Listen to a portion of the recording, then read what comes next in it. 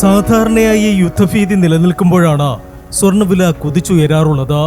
എന്നാൽ നിലവിൽ US-ഇറാൻ സമാധാന ചർച്ചകൾ പുനരാരംഭിച്ചതോടെ സ്വർണ്ണവില വീണ്ടും ഉയരുന്ന കൗതുകകരമായ കാഴ്ചയാണ് വിപണിയിൽ.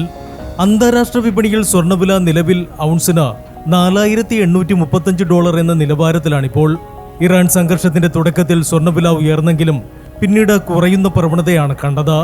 ഇതിന് പ്രധാന കാരണം ഹോർമൂസ് കടലിടുക്കിലെ തടസ്സങ്ങൾ മൂലം ക്രൂഡ് ഓയിൽ വില വർദ്ധിച്ചതാണ്. എണ്ണവില കൂടിയതോടെ അമേരിക്കൻ ഡോളർ ശക്തിപ്പെടുകയും മറ്റ് കറൻസികളിൽ സ്വർണം വാങ്ങുന്നവർക്ക് അത് ചെലവേറിയതാവുകയും ചെയ്തു. ഇത് സ്വർണത്തിന്റെ ഡിമാൻഡിനെ താൽക്കാലികമായി കുറച്ചു.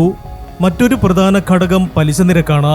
ക്രൂഡ് ഓയിൽ വില ഉയരുന്നത് ആഗോളതലത്തിൽ പണപ്പെരുപ്പത്തിന് കാരണമാകുന്നു. പണപ്പെരുപ്പം നിയന്ത്രിക്കാനായി കേന്ദ്ര ബാങ്കുകൾ പലിശ നിരക്ക് കുറയ്ക്കാൻ തയ്യാറാകാത്തത് സ്വർണ്ണ നിക്ഷേപങ്ങളോടുള്ള താൽപര്യം കുറയാൻ ഇടയാക്കിയിരുന്നു. എന്നാൽ ഇപ്പോൾ ഇസ്ലാമാബാദിൽ സമാധാന ശ്രമങ്ങൾ സജീവമാവുകയും ക്രൂഡ് ഓയിൽ വില താഴുകയും ചെയ്തതോടെ വിപണിയിൽ പുതിയ ഉണർവ് പ്രകടമാണ്. സുരക്ഷിത നിക്ഷേപം എന്ന നിലയിൽ സ്വർണത്തിലേക്ക് നിക്ഷേപകർ വീണ്ടും ഒഴുകുന്നു. സ്വർണ്ണവില ഔൺസിന് $4800 കടന്നതോടെ പല നിക്ഷേപകരും ലാഭമെടുപ്പിലേക്ക് മാറുന്നതും വിപണിയിൽ പ്രകടമാണ്. സമാധാന ചർച്ചകളുടെ പുരോഗതിയും വരാനിരിക്കുന്ന സാമ്പത്തിക റിപ്പോർട്ടുകളും വരും ദിവസങ്ങളിൽ വില നിശ്ചയിക്കുന്നതിൽ നിർണായകമാകും. അന്താരാഷ്ട്ര വിപണിയിൽ സ്വർണ്ണവില ഉയർന്നതിനെ തുടർന്ന് കേരള വിപണിയിൽ സ്വർണം ഗ്രാമിന് 14,260 രൂപയും പവന് 1,14,080 രൂപയിലുമാണ് വ്യാപാരം നടക്കുന്നത്. വിഷുവിനും വിവാഹ സീസണിനും പിന്നാലെ ഉണ്ടാകുന്ന ഈ വർധനവ് സാധാരണക്കാരെ സംബന്ധിച്ച് വലിയ സാമ്പത്തിക ബാധ്യതയാണ് ഉണ്ടാക്കുന്നത്. പണിക്കൂലിയും GSTയും ചേർക്കുമ്പോൾ ഒരു പവൻ ആഭരണത്തിന് ഏകദേശം 1,4 ലക്ഷം രൂപ വരെ നൽകേണ്ടി വരും.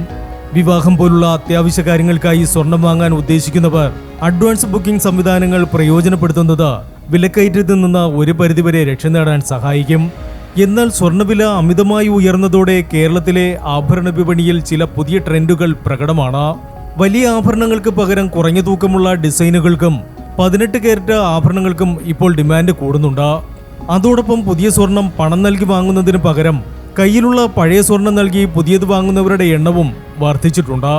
അതേസമയം ആഭരണങ്ങൾ വാങ്ങുന്നത് കുറയുന്നുണ്ടെങ്കിലും സ്വർണത്തെ ഒരു നിക്ഷേപമായി കാണുന്നവർ കൂടുകയും ചെയ്യുന്നുണ്ട്. നേരിട്ട് സ്വർണം വാങ്ങുന്നതിന് പകരം ഡിജിറ്റൽ ഗോൾഡ് ETF എന്നിവയിലുള്ള നിക്ഷേപം കേരളത്തിൽ വർദ്ധിച്ചിട്ടുണ്ട്.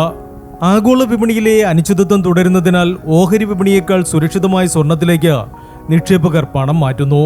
നിലവിലെ റിപ്പോർട്ടുകൾ പ്രകാരം അന്താരാഷ്ട്ര വിപണിയിൽ സ്വർണ്ണവില ഔൺസിന് $4,900 കടക്കുകയാണെങ്കിൽ കേരളത്തിലും വില ഇനിയും ഉയരാൻ സാധ്യതയുണ്ട്. അതേസമയം വൻതോതിലുള്ള ലാഭമെടുപ്പ് നടന്നാൽ വിലയിൽ ചെറിയൊരു തിരുത്തൽ പ്രതീക്ഷിക്കാമെങ്കിലും വരും മാസങ്ങളിലും സ്വർണ്ണവില ഉയർന്ന നിലവാരത്തിൽ തന്നെ തുടരുമെന്നാണ് വിപണി വിദഗ്ധരുടെ അഭിപ്രായം. Business desk, gold max.